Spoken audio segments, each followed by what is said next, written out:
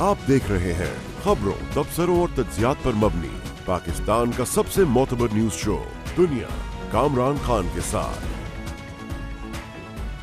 अस्सलाम वालेकुम, मैं हूं कामरान खान।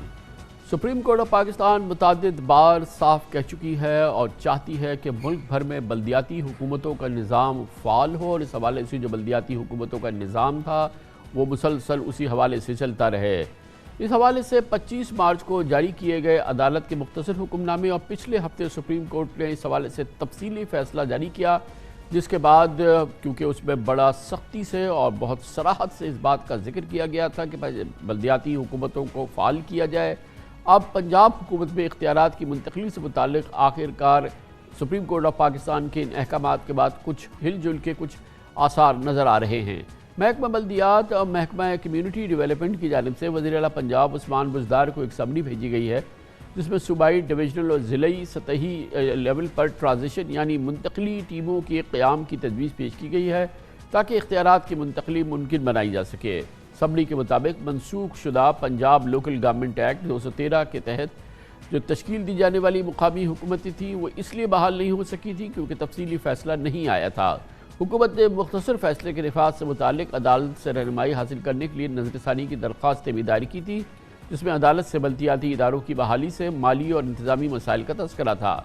मार्च में चीफ जस्टिस ऑफ पाकिस्तान जनाब जस्टिस गुलजार अहमद की सरबराही में 3 रुकनी बेंच ने पंजाब भर में बल्दियाती निज़ाम को बहाल करने का मुख्तसर फ़ैसला सुनाया था, लेकिन 2 साल कबल लोकल गवर्नमेंट के कानून में तरमीम करके बल्दियाती इदारों को ख़त्म करने वाली पंजाब हुकूमत ने मौक़िफ़ इख्तियार किया कि मामला तफसीली फ़ैसला आने के बाद देखा जाएगा।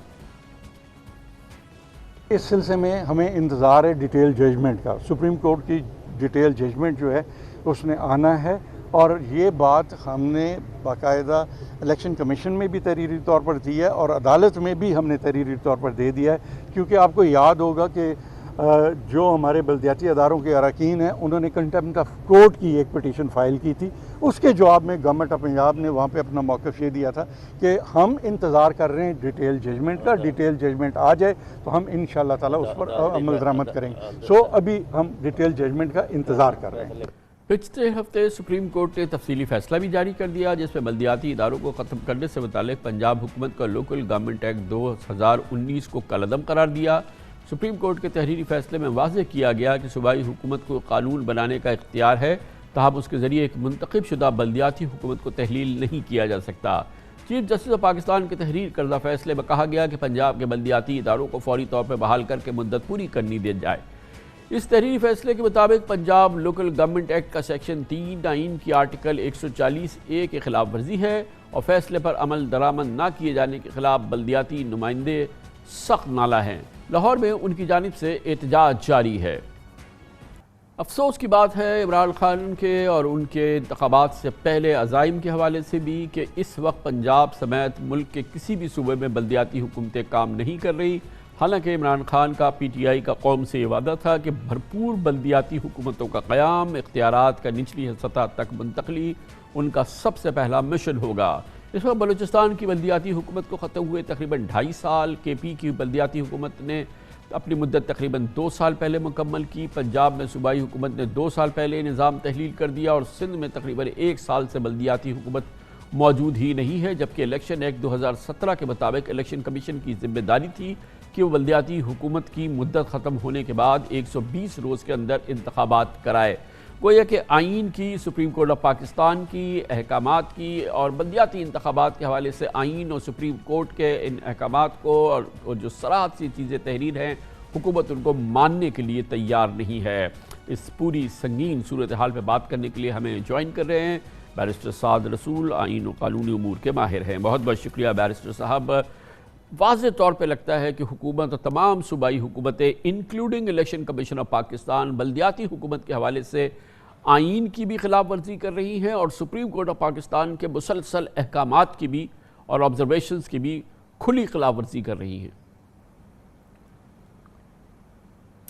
खान साहब, आपने बिल्कुल दुरुस्त निशानदही की और इसकी थोड़ी सी मैं इसके पस मंज़र में थोड़ी सी पिछले 10-1 साल की तारीख़ में जाना चाहता हूँ, क्योंकि बल्दियाती निज़ाम वैसे तो पाकिस्तान के अंदर 2-3 दफ़ा 70 के अंदर भी, 90 के अंदर भी इंट्रोड्यूस करवाए गए, 80s में कहीं इंट्रोड्यूस करवाए गए, لیکن جس قانون کی یا جس پیرائے کی ہم اس وقت بات کر رہے ہیں وہ آئین کا آرٹیکل 140A 140 الف جو ہے وہ متعلقہ آئین کا آرٹیکل ہے جو کہ 18ویں ترمیم کے تحت 2010 اکتوبر 2010 کے اندر آئین پاکستان کے اندر انٹروڈیوس کروایا گیا.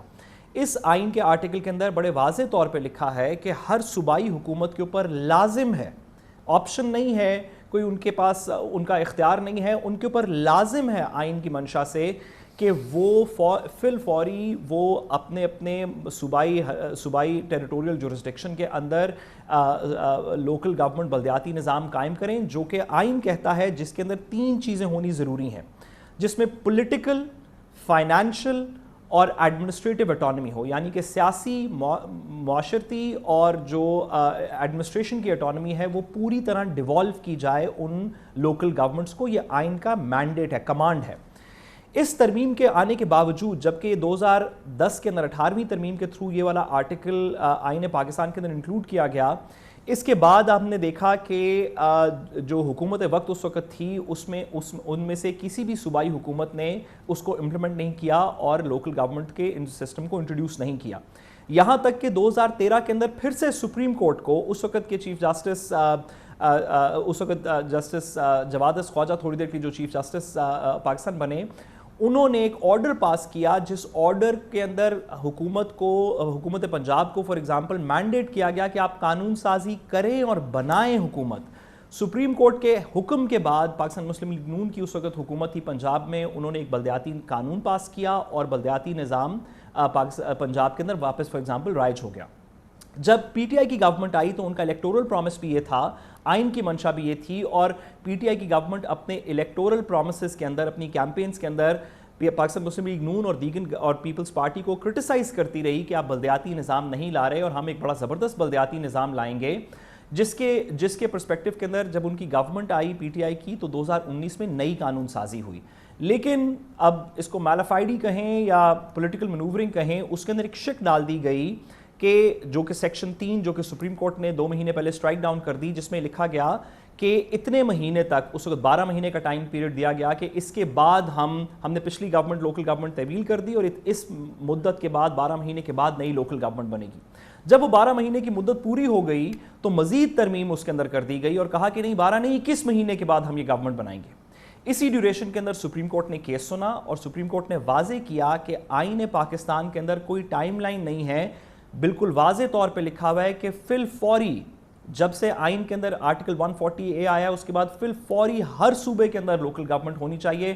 اور جو پنجاب حکومت نے کوشش کی کہ اس کو 21 مہینے تک طویل رکھا اور اب اس کے اندر کوئی نیا سسٹم انٹروڈیوس کروانے کی کوشش کر رہے ہیں, یہ آئین کے بھی خلاف ہے اور یہ ہماری تو بیرسٹر یہ ایک انتہائی سنگین قومی صورتحال ہے جس میں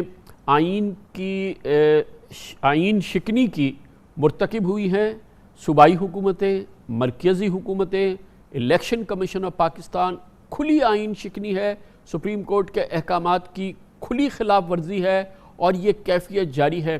یہ تو ایک دھماکہ خیز صورتحال ہے, ذکر اس کا نہیں ہو رہا, کسی سیاسی جماعت کا انٹرسٹ نہیں ہے, اس کا ایک بار بھی انہوں نے کبھی ذکر نہیں کیا, مگر ہے تو یہ ایک انتہائی ایکسپلوسیو سچویشن. بالکل خان صاحب آپ نے درست فرمایا.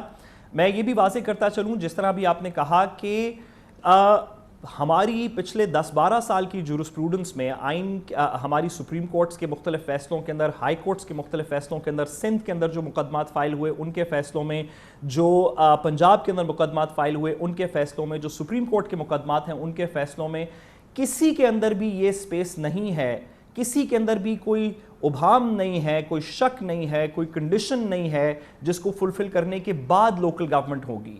ہر فیصلے کے اندر مختلف عدالتوں نے آئین کو اسی طرح انٹرپریٹ کیا کہ کوئی آپ ڈیلے نہیں کر سکتے, فوری طور پہ. اور اس کے ساتھ ہی بیرسٹر صاحب نہ صرف یہ کہ بلدیاتی حکومتیں ہوں گی, اس میں بھی کوئی کسی قسم کی کوئی لینینسی نہیں ہے کہ کمپلیٹ فائنینشیل اٹانومی ہوگی, کمپلیٹ ایڈمنسٹریٹو اٹانومی ہوگی, کمپلیٹ پولیٹیکل اٹانومی ہوگی. گویا کہ لولی لنگڑی کمزور بلدیاتی حکومتوں کی کوئی گنجائش نہیں ہے.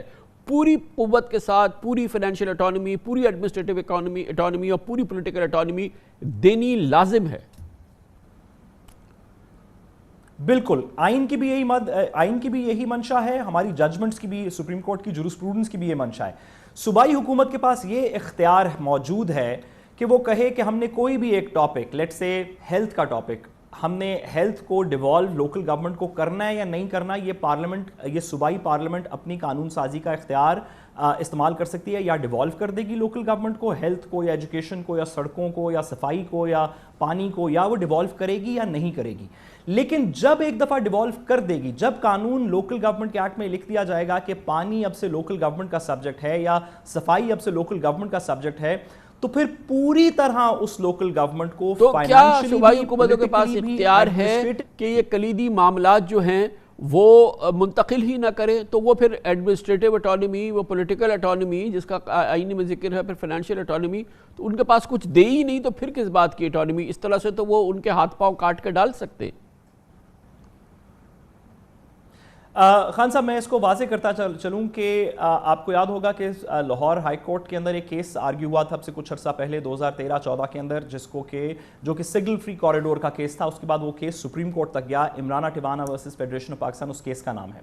उसमें बड़े वाज़े तौर पे उसमें भी और उसके बाद के दीगर तमाम चीज़ों के अंदर, दीगर तमाम जजमेंट्स के अंदर सुप्रीम कोर्ट ने बड़े वाज़े तौर पर कहा है कि आपके लाजिम है हर सूबाई हुकूमत के ऊपर कि वो जो लोकल गवर्नमेंट के फंक्शंस हैं उनको प्रॉपर्ली डिवॉल्व करे। सूबाई हुकूमत टर्न अराउंड करके ये नहीं कह सकती कि हम सड़कें बनाने का या सफाई करने का या साफ पानी देने का या कचरा उठाने का या दीगर इस तरह के, या डिस्ट्रिक्ट स्कूल चलाने का या डिस्ट्रिक्ट अस्पताल चलाने का इख्तियार हम अपने पास रख रहे हैं और लोकल गवर्नमेंट को नहीं देंगे। सुप्रीम कोर्ट ने कहा कि अगर सूबाई हुकूमत ऐसे करे तो वो आइन के आर्टिकल 140A के मुतरादिफ उसकी खिलाफ वर्जी कर रही होगी। बहुत बहुत शुक्रिया बैरिस्टर साद रसूल हमारे साथ थे।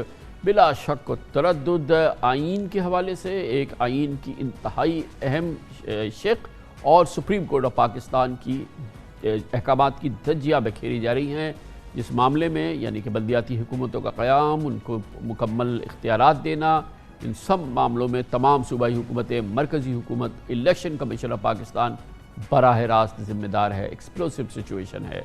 कमर्शियल ब्रेक, उसके बाद हम जिक्र करेंगे एक और एक्सप्लोसिव सिचुएशन, अभी है नहीं मगर बन रही है। कोरोना से जान छूटी नहीं है मगर सिंध में निगलेरिया का इंतहाई ख़तरनाक मरीज़ सामने आया है। 6 लोगों की अमवात हो चुकी है। यकीनन बहुत ही संगीन मामला है। कराची में और लाहौर में डेंगू एक बार फिर सर उठा रहा है। बात करते हैं छोटे से वक्फे के बाद।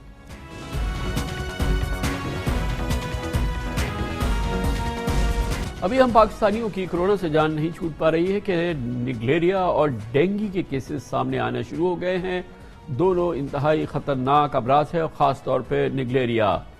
इस वक्त मानसून का सीज़न है और मानसून के मौसम और बरसात के बाद डेंगू के सीज़न का आगाज़ हो जाता है।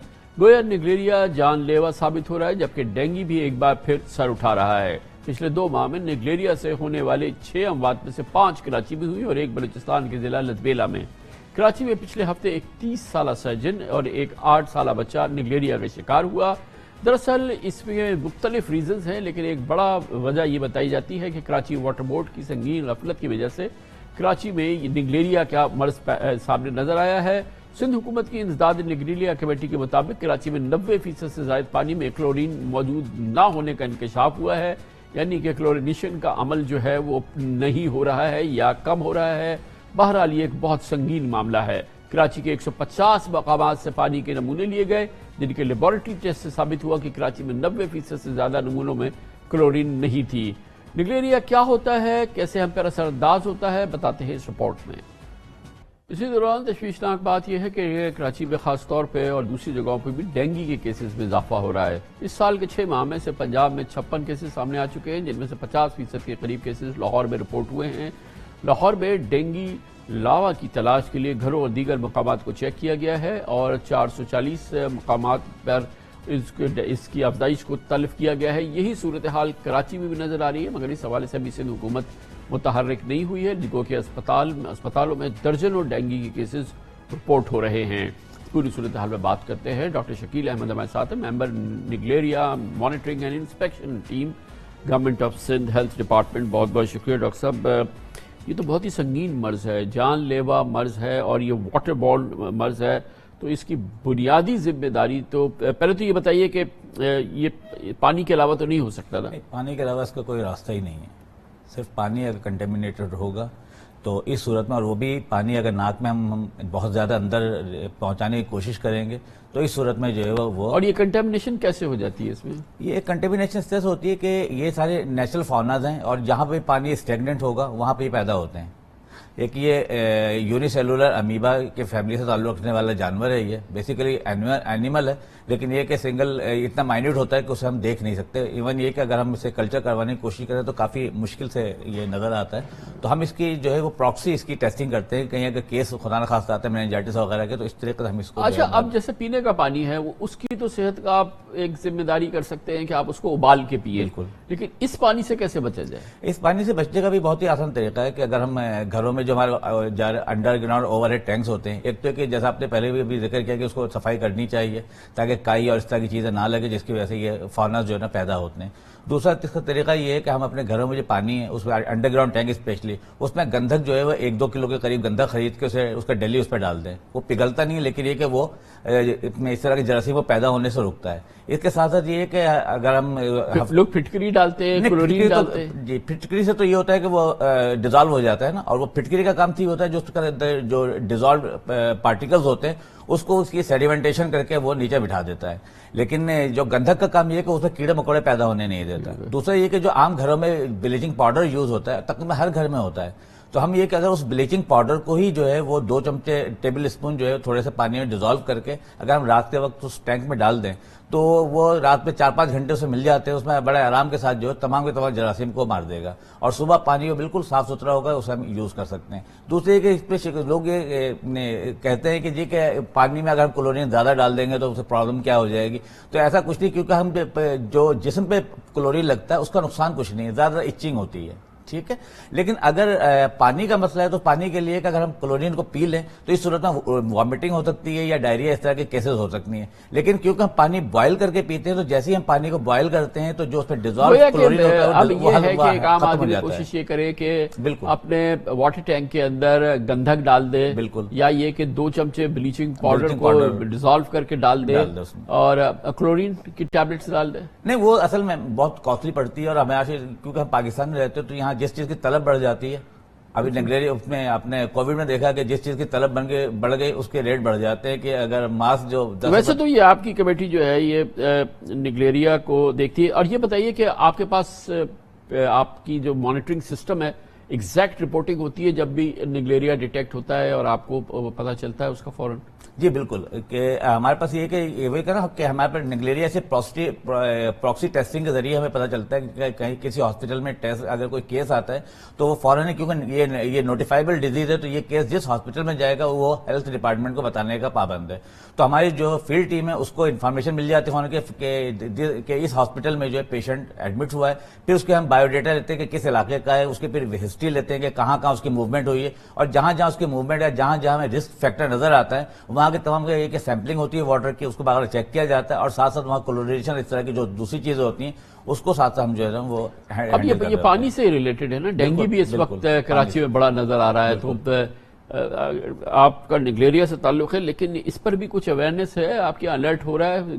دیکھیں باقاعدہ جو پہلے یہ تھا کہ ہمارے پاس کے ساتھ ساتھ جس طرح یہ ڈینگی ہے، ڈینگی کے لیے الگ ایک پروگرام چل رہا تھا، ملیریا کے لیے الگ پروگرام چل رہا. اب یہ سارے کے سارے انٹیگریٹڈ ہو گیا اور ویکٹر بورن ڈیزیز کے حوالے سے سارے کے سارے ایک ہی امبریلا کے انڈر میں ایڈریس ہو رہے ہیں، جس میں ماسکیٹو سے ریلیٹڈ جو بھی ڈیزیز ہے، اس کے علاوہ کانگو وغیرہ وہ سارے کے سارے جو ویکٹر بورن ڈیزیز میں ایڈریس ہو رہے ہیں. تو اب یہ کہ پہلے کے مقابلے میں زیادہ انٹیگریٹڈ اپروچز ہو رہے ہیں. ابھی 13 تاریخ کو جو ہمیں ڈینگی کے بارے میں کیا خبر ہے؟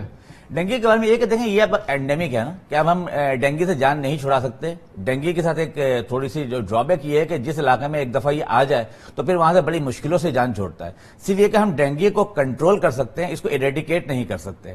تو اس کا طریقہ سمپل سا یہ ہے کہ جی کہ ہم گھروں میں پانی جو ہے کھڑا نہ ہونے دیں، صفائی ستھرائی کا خیال رکھیں، رات کو سوتے ہوئے جو ہے مچھردانی کا یوز کریں، اور یہ ہے کہ اس کے ساتھ ساتھ جو ہے اگر اویلیبل ہے تو انسیکٹیسائڈز وغیرہ جو ہے نا وہ ہم یوز کریں تو اس سے ہم بچ سکتے ہیں. ابھی یہ کہ جو ڈینگی ہے وہ اس حد تک فیٹل نہیں ہے، اس سے یہ کہ کیسز تو آتے ہیں لیکن یہ کہ اتنی جان لیوا نہیں ہے کہ وہ 2% جو ہے اس میں مشکل سے، وہ بھی اس صورت میں کہ اگر اس کے 2 یا 3 دفعہ اس کے انفیکشن ہو تو پھر اس میں سنڈرومز جو ہے اس کا جو آتا ہے تو اس کی وجہ سے جو ہے یہ ڈیتھ ہو سکتی ہے، ادروائز یہ کہ ڈینگی سے ڈیتھ جو ہے وہ نہیں ہوتی۔ بہت بہت شکریہ ڈاکٹر شکیل احمد، حکومت سندھ کے محکمہ صحت کی نگلیریا کمیٹی کے رکن ہمارے ساتھ موجود تھے۔ کمرشل بریک، اس دوران نیوز ہیڈ لائنز دیکھیں، جس کے بعد ہم اپنے پروگرام کے باقی حصے کے ساتھ واپس آتے ہیں۔ کل کوہستان میں انتہائی سنگین واقعے میں 9 چینی انجینئر سمیت 11 افراد ایک دھماکے میں ہلاک ہو گئے تھے۔ آج یہ معمہ پاکستان کی سرکاری حیثیت میں حل ہو گیا ہے۔ 24 گھنٹے تک یہ سرکاری حکومتی تذبذب جاری تھا۔ یا بتایا گیا تھا کہ داسو ڈیم جانے والی ٹیم کی ہلاکت کا پراسرار سانحہ دیکھا جا رہا ہے کہ حادثہ ہے یا دہشت گرد حملہ۔ بالآخر آج حکومت پاکستان نے باقاعدہ تسلیم کر لیا ہے کہ کوہستان میں چینی شہریوں پر دہشت گرد حملہ تھا۔ وزیر اطلاعات فواد چودھری نے آج تصدیق کی کہ داسو کے واقعے کی ابتدائی تفتیش میں بارودی مواد کے استعمال کی تصدیق ہو گئی ہے۔ ان کا کہنا تھا کہ دہشت گردی سے انکار نہیں کیا جا سکتا۔ حکومت چینی سفارت خانے کے ساتھ قریبی رابطے میں ہے۔ وزیر اعظم خود تمام پیش رفت کی نگرانی کر رہے ہیں۔ یہ اتنا سنگین واقعہ ہے کہ اس کا نشانہ یقیناً سی پیک تھا، پاکستان چین دوستی تھی، اور اس کے اثرات بھی دیکھ رہے ہیں کہ اس واقعے کے بعد کل جو ایک اہم اجلاس ہونا تھا JCC کا، joint committee on CPEC کی، یعنی کہ پاکستان اور چین کی ایک مشترکہ وزارتی کمیٹی ہے جو کہ سی پیک کا اس کے منصوبوں کا جائزہ لیتی ہے، مرحلہ وار جائزہ لیتی ہے۔ کل اس کا ایک بہت اہم اجلاس تھا، لیکن اس واقعے کے پس منظر میں یہ اجلاس ملتوی کر دیا گیا ہے۔ کل پاکستانی دفتر خارجہ نے چینی ورکرز کی ہلاکتوں اور بس کھائی میں گرنے کے میکینیکل خرابی کا جواز پیش کیا تھا، لیکن آج حکومت پاکستان نے تسلیم کر لیا ہے کہ یہ ایک دھماکہ تھا۔ اس پوری صورتحال کے حوالے سے یہ بہت ہی سنگین واقعہ ہے، کیونکہ اب سے چند ہفتے قبل ہی کوئٹہ کے سرینا ہوٹل پر ایک بڑا دہشت گرد حملہ ہوا تھا۔ یہ سرینا ہوٹل میں حملہ اس وقت ہوا تھا جب اطلاعات کے مطابق چین کے پاکستان میں سفیر وہاں پہنچنے والے تھے۔ اس سے پہلے کئی واقعات ہو چکے ہیں۔ گوادر میں PC ہوٹل پر حملہ ہوا تھا جہاں پر چینی موجود تھے، اور کراچی میں بھی چینی کونسلیٹ جنرل پہ حملہ ہو چکا ہے۔ یہ چینی باشندوں کی پاکستان میں سی پیک کے منصوبوں کی، پاکستان میں سیکیورٹی، اس کی انٹیلیجنس اعلیٰ ترین سطح پر پاکستان میں اس کے لیے نظام وضع کیا گیا ہے۔ یقیناً کل کا واقعہ ایک بڑا سیکیورٹی لیپس ہے، اور آج ایک بار پھر چین کی حکومت نے اس حوالے سے اپنی شدید تشویش کا اظہار کیا ہے اور کہا ہے کہ اس واقعے کی اب مشترکہ تحقیقات کی جائے گی۔ غیر معمولی فیصلہ ہوا ہے، حکومت چین ایک اعلیٰ سطحی وفد پاکستان بھیج رہی ہے، اور جہاں پر پاکستان اور چین مل کے اس پورے واقعے کی تحقیقات کریں گے۔ آج چین کے دفتر خارجہ نے ایک بار پھر اس پورے واقعے پر اپنی شدید تشویش کا اظہار کیا۔ اب جب کہ یہ بات ثابت ہو گئی ہے کہ یہ ایک دہشت گردی کا واقعہ ہے، تو یہ ہمیں تسلیم کرنا ہوگا کہ وہ سیکیورٹی حصار، وہ حفاظتی انتظامات جو کہ پاکستان کی ذمہ داری ہیں، چینی باشندوں کے حوالے سے، سی پیک کے منصوبوں کے حوالے سے جو اس میں لوگ کام کرتے ہیں، یقیناً اس میں ایک بڑا کمی دیکھنے میں آئی ہے۔ یہ ایک فیلئر تھا، ہر لحاظ سے ایک سیکیورٹی فیلئر تھا، اور یقیناً یہ ایک بہت ہی مہنگا واقعہ ہے اس لحاظ سے کہ سی پیک کے حوالے سے پاکستان اور چین کے درمیان جو ایک قریبی تعلق ہے، جو قریبی رشتہ ہے، اس میں سیکیورٹی کی ایک بہت بڑی اہمیت ہے، اور یہ ہم دونوں ملک اچھی طرح سے جانتے ہیں کہ دنیا کی اہم ترین قوتیں، پاکستان کا سب سے بڑا ہمسایہ بھارت اس کا اعلانیہ دشمن ہے۔ پاکستان کے پاس ان گنت ثبوت موجود ہیں کہ بھارت کی خفیہ ایجنسی را اور اس کے علاوہ افغانستان کی خفیہ ایجنسی NDS بھی علیحدہ مشترکہ طور پہ پاکستان میں چین مخالف اور سی پیک مخالف حملوں میں، دہشت گردی کے واقعات میں ملوث رہی ہے۔ لیکن بہرحال سیکیورٹی کی ذمہ داری پاکستان کی ہے، اور اس قسم کا واقعہ اگر ہو جاتا ہے تو وہ سیکیورٹی فیلئر ہی قرار پاتا ہے، اور پاکستان کے لیے یہ یقیناً ایک امبیرسمنٹ کی بات ہے۔ اس پوری صورتحال پہ بات کرنے کے لیے ہم نے دعوت دی ہے محترم مشاہد حسین سید ہمارے ساتھ موجود ہیں، چیئرمین سینٹ کی قائمہ کمیٹی برائے دفاع۔ بہت بہت شکریہ مشاہد صاحب، آپ نے ہمیں جوائن کیا۔ ہائی سیریس واقعہ ہے، آج پاکستان نے بالآخر تسلیم کیا ہے کہ یہ ایک ٹیرر انسیڈنٹ ہے، ٹیرر اسٹرائک تھی۔ सीरियस इम्प्लीकेशंस हैं इसके ना सर?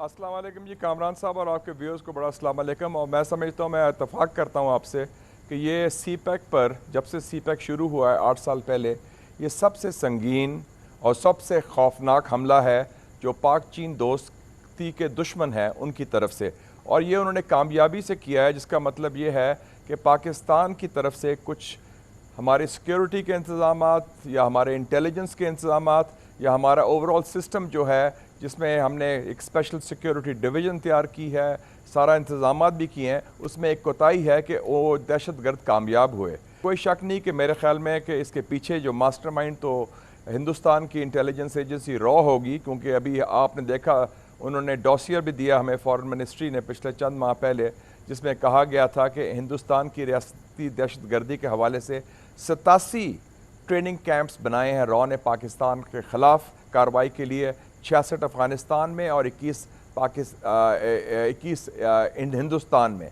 तो उस हवाले से इशू ये है कि ये कहाँ नाकामी हुई, क्यों नहीं SOPs फॉलो किए गए, और इतने दूर दराज इलाके में अगर चीनी जा रहे थे अपने एक CPEC प्रोजेक्ट में तो उनकी हिफाजत का मुकम्मल इंतज़ाम क्यों नहीं किया गया। लगता है कि जो दहशतगर्द हैं वो खासे होशियार हो गए हैं, खासे सोफिस्टिकेटेड हो गए हैं कि वही दहशतगर्द। हमें बहरहाल ये कहना पड़ेगा, जैसे कि आपने कहा कि मुकाबला है रॉ हमारे ख़िलाफ़ है, और फिर जाहिर है कि बहुत पूरी क़ुव्वत से वो हमारे और एलानिया इसके ख़िलाफ़ है। लेकिन दूसरी जानिब हमने भी चीन के इन मंसूबों को, चीनी शहरियों की सिक्योरिटी के लिए बाकायदा ये ज़िम्मेदारी पाक फ़ौज ने ली है, और उसके लिए एक बाकायदा एक डिवीज़न काम कर रहा है, उसका एक पूरा एक इंटेलिजेंस सेटअप है। और जैसे आपने फरमाया कि इस मुकाबले के अंदर बहरहाल इस जगह जो है ये हमारी कमज़ोरी सामने आई है, और कोहिस्तान जैसे इलाके में उनके पास इतनी सॉलिड इंटेलिजेंस थी,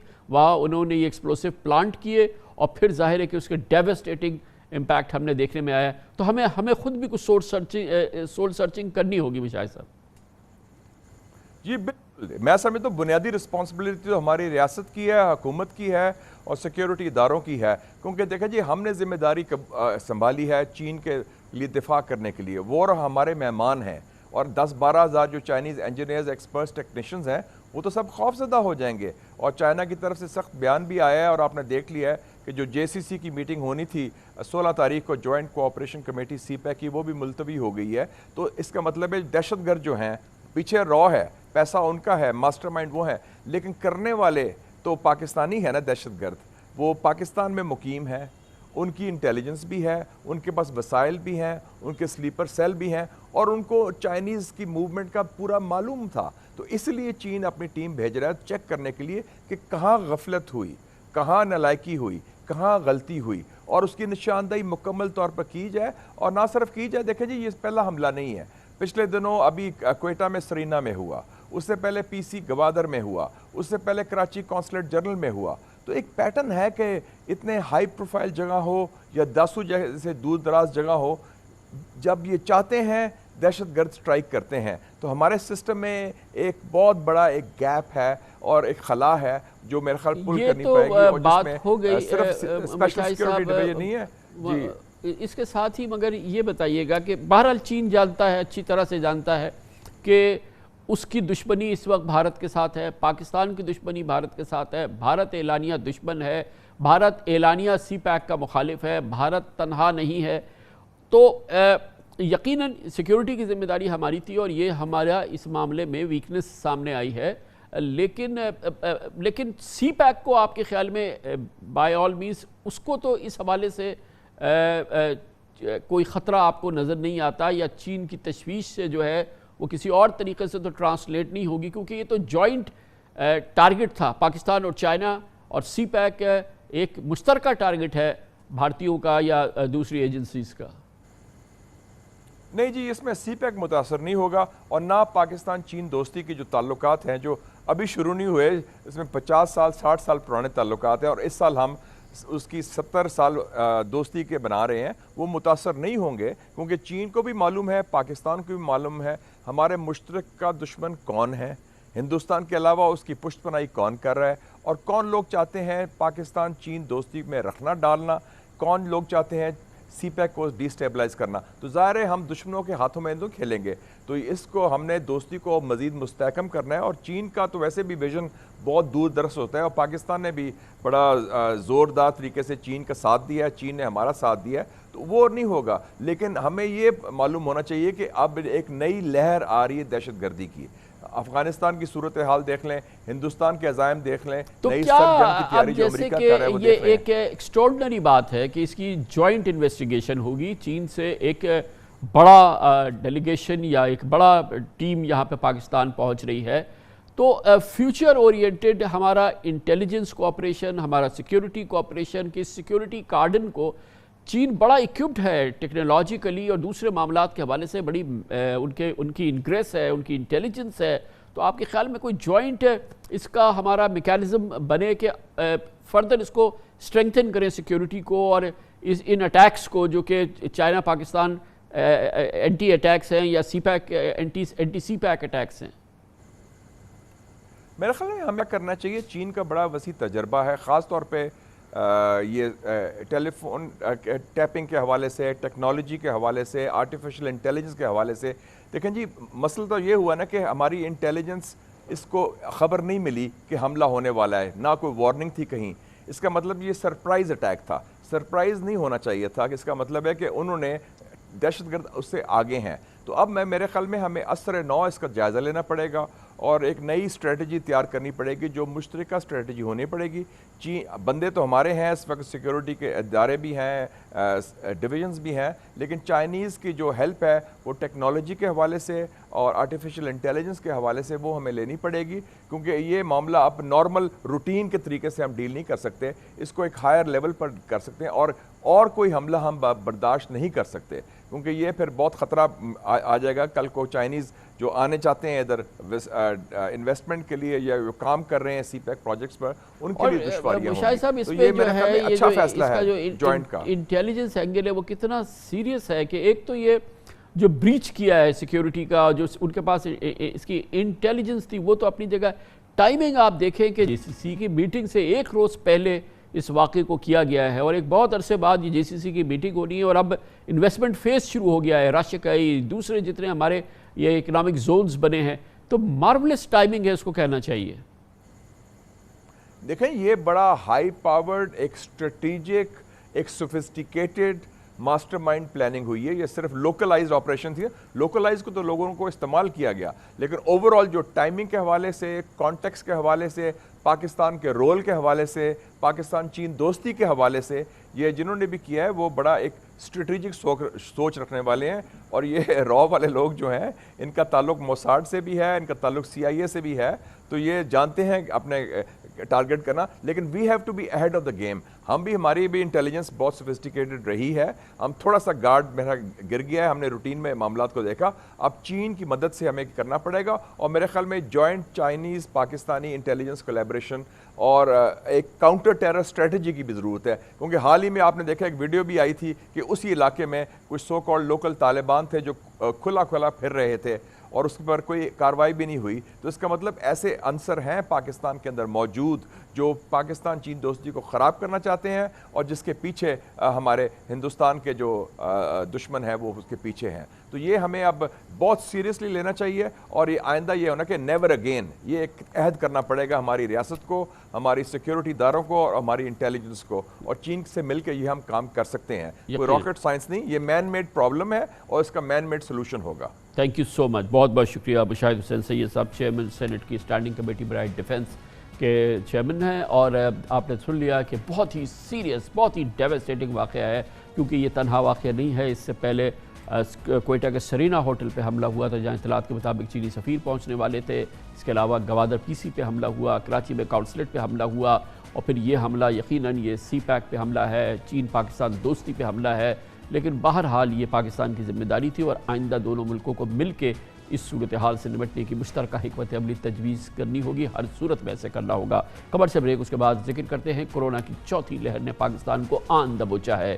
اچانک پاکستان میں کیسز میں مزید اضافہ ہوا ہے، اور پاکستان میں مثبت کیسز کی شرح 5% سے بڑھ گئی ہے. کراچی میں مثبت فیصد 19% ہو گئے ہیں، اور یقیناً یہ ایک بہت ہی تشویش کی کیفیت ہے. اس کی بات کرتے ہیں چھوٹے سے وقفے کے بعد.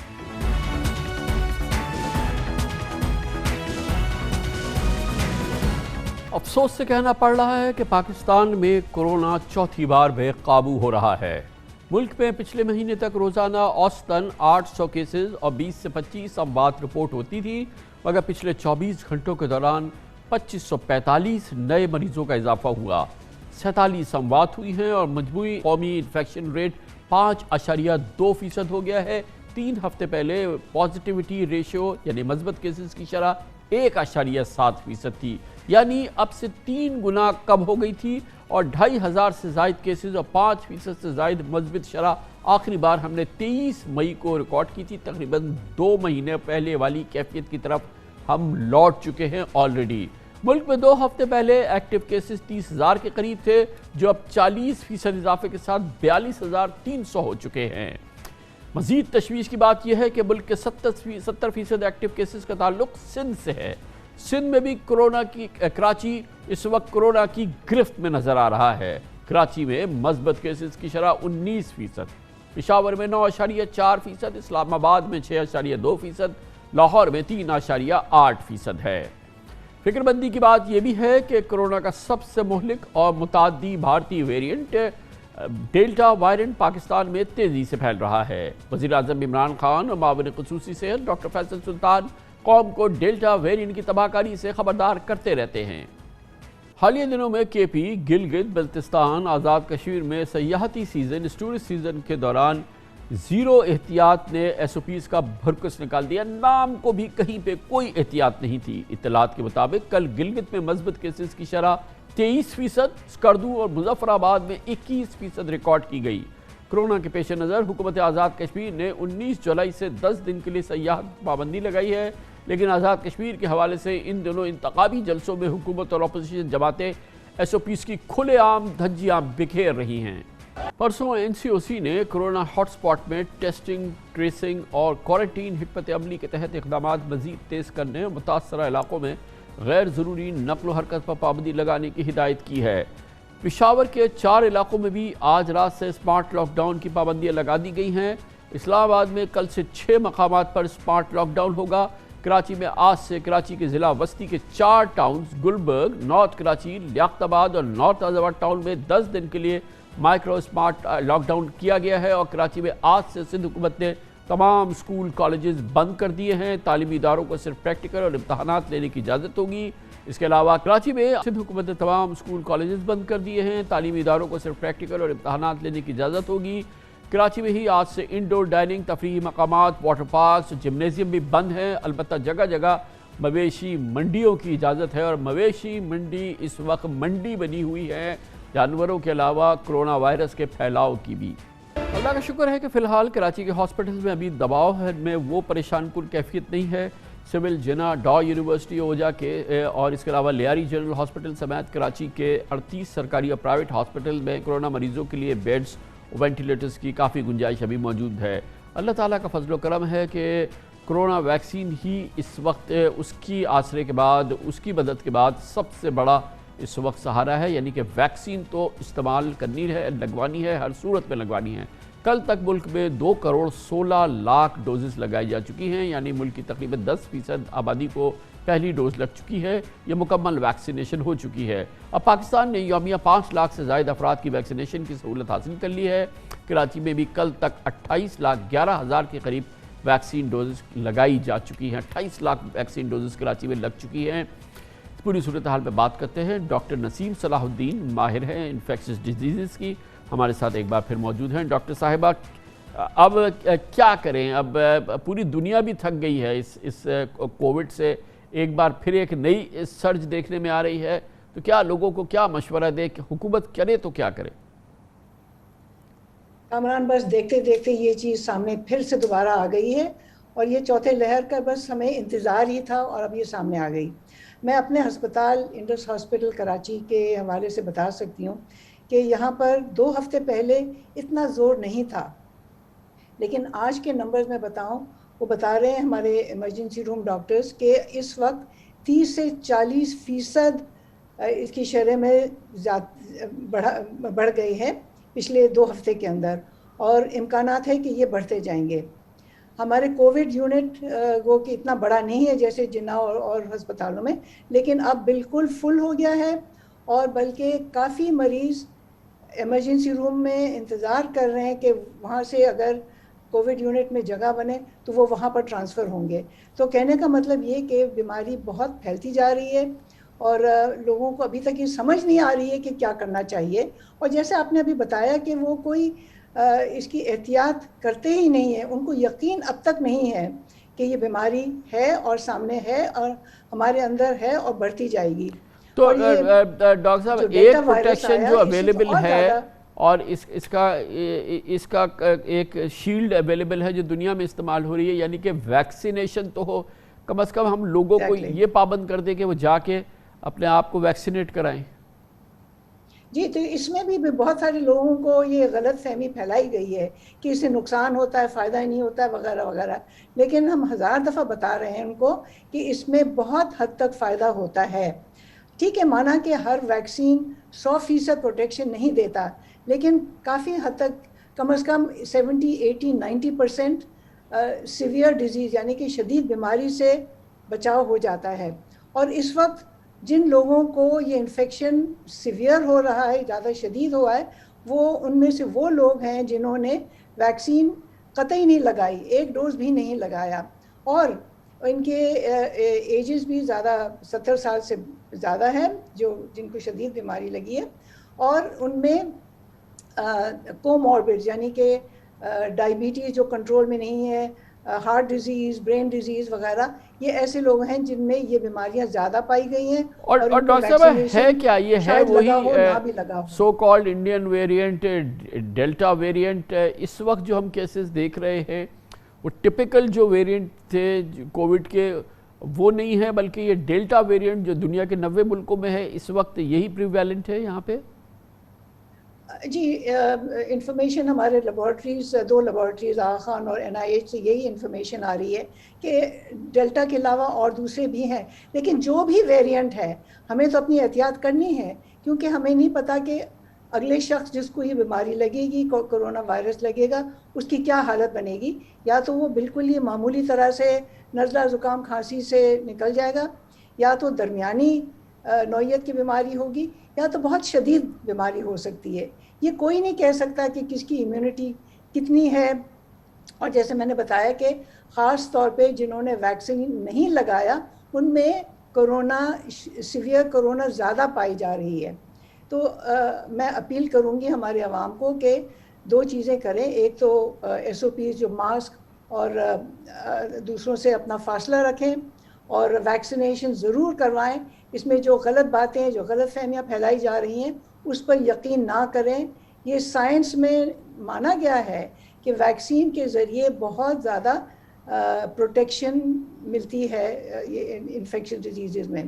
تو اس میں اور 2 باتیں ہیں ہی نہیں. اگر ان باتوں پہ اگر ہم عمل کریں گے تو بیماری سے چھٹکارا ملے گا، اور جیسے جیسے بیماری اگر کم ہوگی تو کم پھیلے گی، لیکن ہمیں اسے کہیں نہ کہیں روکنا ہے.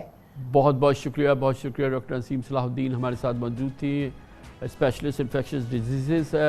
مگر ایک عجیب حیرت کی بات ہے، دنیا بھر میں ایک بار پھر کرونا سر اٹھا رہا ہے. پچھلے 24 گھنٹوں میں امریکہ میں کرونا مریضوں میں 111% اضافہ ہوا. برطانیہ میں کرونا مریض 41,000 آئے، انڈونیشیا میں 56,000 آئے. گویا کہ ایک عجب سی کیفیت ہے. مگر اب دنیا تھک گئی ہے لاک ڈاؤن سے، اور اس پوری عالمی کیفیت کو ایک بار پھر جو ہمارے یہاں چوتھی لہر کرا رہی ہے، کہیں دوسری کہیں تیسری لہر کرا رہی ہے، اس پہ نگاہ ڈالتے ہیں ایک چھوٹے سے وقفے کے بعد. پاکستان کی بات ہو رہی تھی، مگر کرونا کی چوتھی لہر نے پوری دنیا میں دستک دینا شروع کی ہے. امریکہ، برطانیہ، بھارت، بنگلہ دیش، انڈونیشیا سب کرونا کے حصار میں دوبارہ آ رہے ہیں. پچھلے ایک ہفتے کے دوران امریکہ میں کیسز میں 100% سے زائد اضافہ ہوا ہے، جبکہ برطانیہ میں ایک بار پھر روزانہ 40,000 سے زائد کیسز رپورٹ ہو رہے ہیں. بھارت اور بنگلہ دیش میں بھی کرونا تھمنے کا نام نہیں لیتا. بھارت میں 35,000، بنگلہ دیش میں 12,000 روزانہ کیسز آ رہے ہیں. 24 گھنٹے کے دوران دنیا بھر سے کرونا کیسز کے خطرناک اعداد و شمار سامنے آئے ہیں. کل انڈونیشیا میں اب تک ایک دن میں کرونا کے سب سے زیادہ 56,000 نئے مریض رپورٹ ہوئے اور 982 اموات بھی ہوئی. کل روس میں 791 اموات ہوئی، جو کہ کرونا اموات کی روس میں بلند ترین سطح ہے. ملیشیا میں کل پہلی بار کرونا کے 11,500 کیسز 118 अमवात हुई। इसराइल में 90% से आबादी की वैक्सीनेशन के बावजूद कल 4 महीने बाद भारतीय डेल्टा वेरिएंट के 54 केसेस रिपोर्ट हुए। पिछला एक हफ्ता कोरोना केसेस और अमवात के हवाले से दुनिया भर के लिए इंतहाई खतरनाक साबित हुआ है। इंतहाई तशवीशनाक सूरत हाल है पूरी दुनिया में। लगता है दूसरी जानिब बरतानिया में यूरो फुटबॉल कप के मैचेस स्टेडियम में देखने का शौक यूरोप को बहुत महंगा साबित हुआ है। दिलचस्प बात है कि अब दुनिया ने कोरोना कल्चर में जीने की ठान ली है। पूरी दुनिया में ये सोच सरायत कर चुकी है कि कोरोना पीछा छोड़ने वाला नहीं। अमेरिका के इंसदाद अमराज के मरकज़ CDC के डायरेक्टर का कहना है कि अब चाहे कोरोना का कोई भी वेरिएंट सामने आए, हमें वैक्सीन पर ही सिर्फ भरोसा करना होगा। हमने आपको बताया कि बरतानवी हुकूमत भी परेशान है कि यहाँ पर पिछले चंद रोज़ों से एवरेज 40,000 से ज़ायद केसेस सामने आ रहे हैं, मगर बरतानी हुकूमत का फ़ैसला है कि 19 जुलाई से तमाम सोशल रिस्ट्रिक्शन, समाजी पाबंदियाँ ख़त्म कर दी जाएंगी और हर तरह की पाबंदियों को रिलैक्स किया जा रहा है। दूसरी जानिब अमरीकी सदर जो बाइडन ने भी 4 जुलाई को कोरोना के ख़िलाफ़ बालादस्ती हासिल करने का ऐलान किया था। Italy, Iceland, Belgium, Turkey, Egypt ने भी 1 जुलाई से कोरोना पाबंदियाँ ख़त्म कर दी थी। ताहम बिगड़ती सूरत हाल पर आज एक बार फिर तमाम मुल्क सोच विचार में लगे हुए हैं। बरतानिया बहरहाल मुसर है कि वो पाबंदियाँ ख़त्म करने जा रहा है।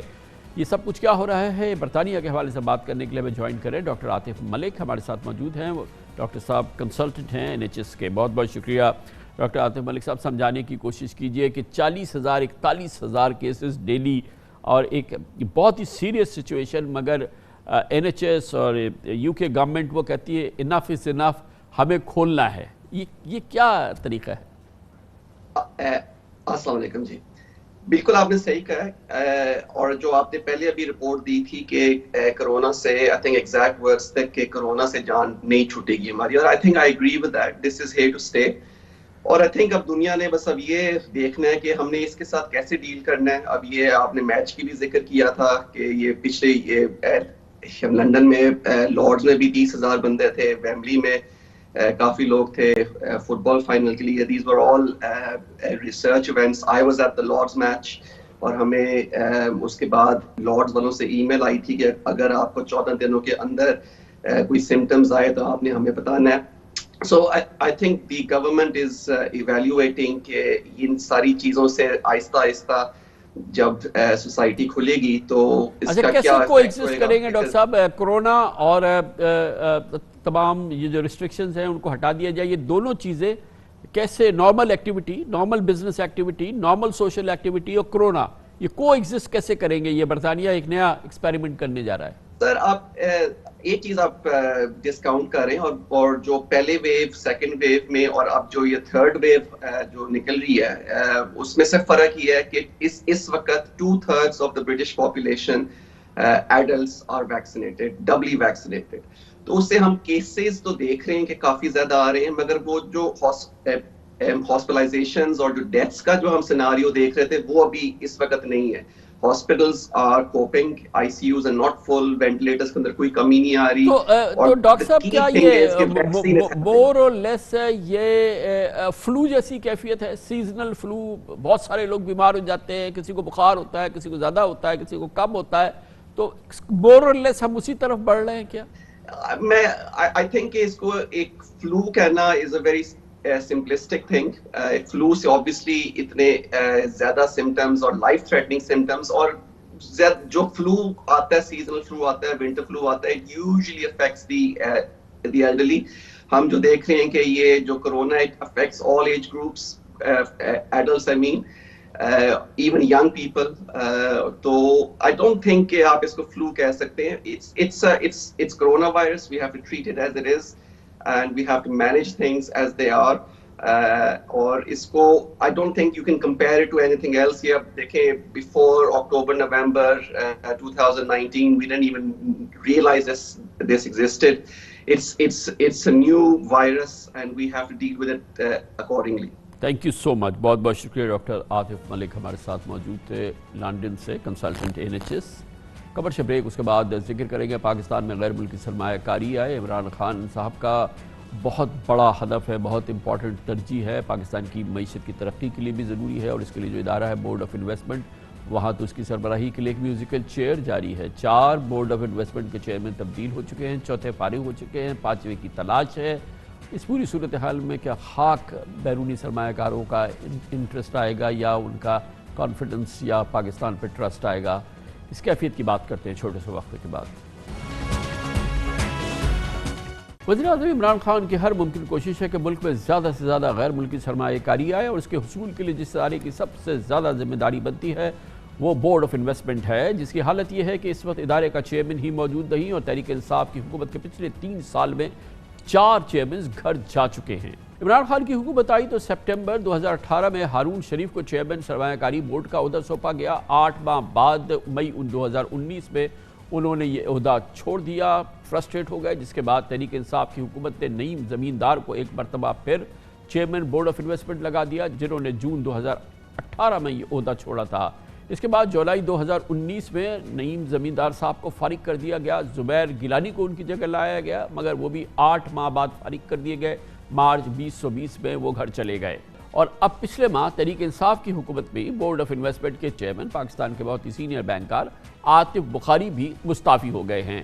عاطف بخاری کو مارچ 2020 میں عہدے کا چارج دیا گیا تھا، اور اب 1 مہینے سے بورڈ آف انویسٹمنٹ کے لیے کسی نئے چیئرمین کی تلاش ہے۔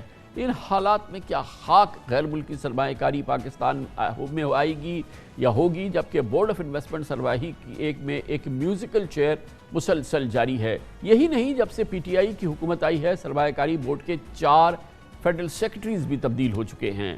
وزارت خزانہ کی جاری کردہ رپورٹ کے مطابق گزشتہ مالی سال کے 11 ماہ میں براہ راست بیرونی سرمایہ کاری یعنی ایف ڈی آئی میں مالی سال 19-20 کے 11 مہینوں کے مقابلے میں 27% کمی آئی، یعنی کہ پاکستان میں غیر ملکی ایکچوئل سرمایہ کاری میں مسلسل کمی آ رہی ہے، اور کافی سیریس کمی آ رہی ہے۔ سیکرٹری سرمایہ کاری بورڈ کے مطابق سی پیک کے اندر اسپیشل اکنامک زونز میں بھی تیزی سے غیر ملکی براہ راست سرمایہ کاری ہو رہی ہے۔ چینی کمپنیز نے رشکئی خصوصی اقتصادی زون میں $26 کروڑ کی سرمایہ کاری کی ہے۔ اس کے علاوہ اب تک 60 مقابل 13 چینی کمپنیز مختلف شعبوں میں مشترکہ منصوبوں کے آغاز کے لیے رجسٹریشن کرا رہی ہیں، اور اب یہ سارا کام بورڈ آف انویسٹمنٹ کو کرنا ہے اور اس کے تھرو ہونا ہے۔ اگلے برسوں میں تقریباً $50 ارب کی براہ راست سرمایہ کاری پاکستان میں سی پیک اور اس سے منسلک معاملات میں ہونی ہے۔ ایک مؤثر، متحرک، آل پاورفل اور جس میں کہ مداخلت نہ ہو ایک بھرپور بورڈ آف انویسٹمنٹ کی ضرورت ہے۔ اس پوری صورتحال پہ بات کریں گے۔ عمران خان حکومت کے پہلے بورڈ آف انویسٹمنٹ کے چیئرمین جناب ہارون شریف ہمارے ساتھ موجود ہیں۔ انٹرنیشنل ایکسپیرینس ہے ہارون شریف صاحب کا، ورلڈ بینک دوسرے اداروں کا، مگر نہ جانے کیا ہوا کہ وہ نہیں چل سکے اس حکومت میں۔ بہرحال ہارون شریف صاحب آپ بتائیے گا، بی یو آئی آپ آئے، بڑے اس زمانے میں آپ سے بات ہوتی رہی ہے، مگر آج پھر یہی صورتحال ہے جہاں سے ہم شروع ہوئے تھے، آپ آئے، پھر دوسرے، پھر تیسرے، اب عاطف بخاری صاحب بھی چلے گئے۔ اس کا مطلب ہے کہ کوئی بنیادی مسئلہ ہے وہاں پہ، آپ کے خیال میں کیا ہے وہ مسئلہ؟ جی کامل صاحب بہت شکریہ، یہ ایک بہت ہی آپ نے اہم وقت پہ ایک اہم سوال پوچھا ہے۔ دیکھیے اس وقت جو بورڈ آف انویسٹمنٹ کا مین مسئلہ ہے وہ یہ ہے کہ اس میں کچھ سٹرکچرل چیزیں جس کے لیے وہ بنایا گیا تھا ان کو تبدیل کر دیا گیا۔ بورڈ آف انویسٹمنٹ کا قانون یہ کہتا ہے کہ اس کا ایک اپنا بورڈ آف ڈائریکٹرز ہوگا جس کو وزیر اعظم چیئر کریں گے، اور وہ بورڈ آف ڈائریکٹر جو ہے وہ ڈے ٹو ڈے فیصلے کرے گا۔ ہوا یہ ہے کہ پچھلے گزشتہ بہت سے سالوں میں بیوروکریسی نے اس پروسیس کو کیپچر کر لیا ہے، اور وزیر اعظم کی بجائے ایک اور لیئر کریٹ کر دی گئی ہے ایڈمنسٹریٹو منسٹری کی، کہ وہ منسٹری آف کامرس کے تھرو رپورٹ کرتا ہے۔ تو جب انویسٹر دیکھتا ہے کہ لیئرز بڑھ رہی ہیں، فیصلہ سازی جو ہے وہ ڈیپینڈنٹ ہے، اور بورڈ آف انویسٹمنٹ ڈائریکٹلی فیصلے نہیں کروا پا رہا، تو وہ پھر دوسرے راستے ڈھونڈنے شروع کر دیتے ہیں۔ ایک تو یہ سٹرکچرل فلا۔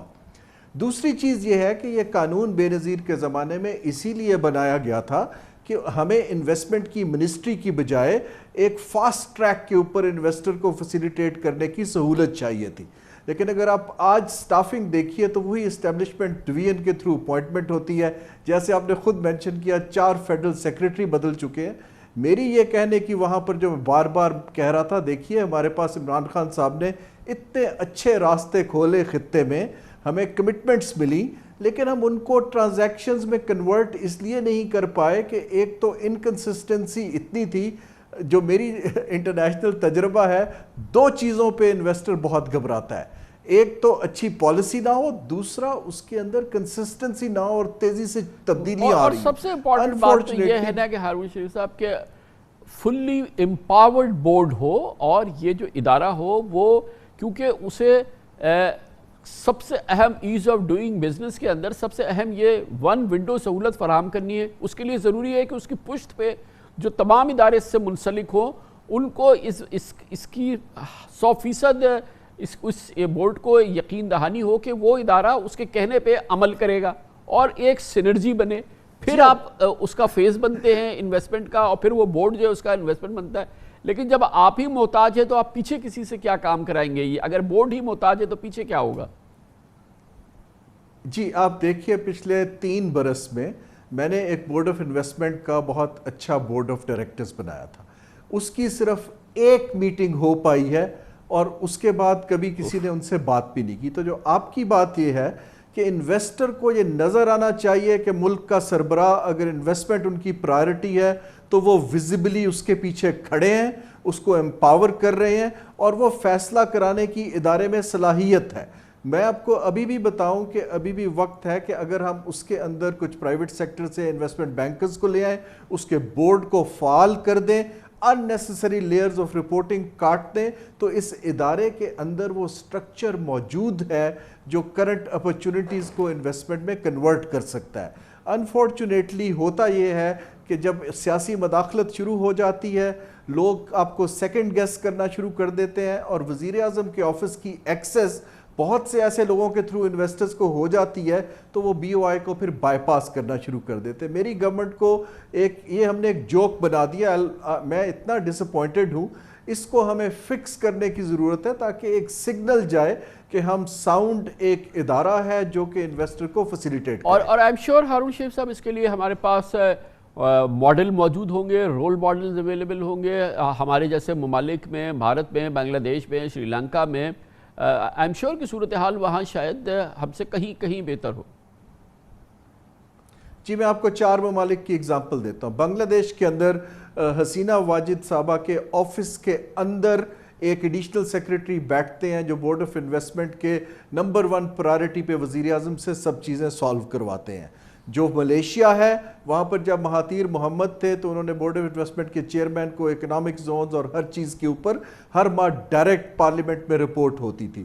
اسی طرح اگر آپ دیکھیے جو باقی ممالک ہیں جو انویسٹمنٹ کو اٹریکٹ کرنے میں ایف ڈی آئی میں سنجیدہ ہیں، وہاں پر سب سے ضروری چیز سگنلنگ ہے کہ ہمارا ایک جو وزیر اعظم ہے ان کے نیچے ایک ادارہ ہے، اس میں کیپیبلٹی بھی ہے اور اس کے پیچھے ایک سیاسی ایلیٹ کھڑی ہوئی ہے۔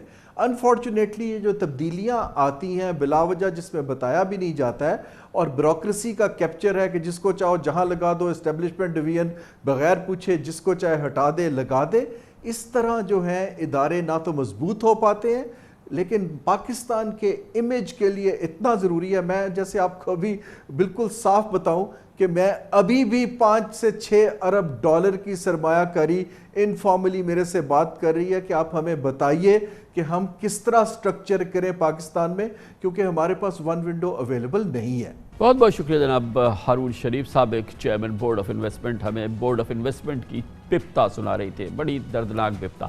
اس کے ساتھ ہی ہمارے آج کے پروگرام کا اختتام ہوتا ہے۔ کل آپ سے پھر ملاقات ہوگی انشاءاللہ۔ کل تک کے لیے کامران خان کو اجازت۔ اللہ حافظ و ناصر۔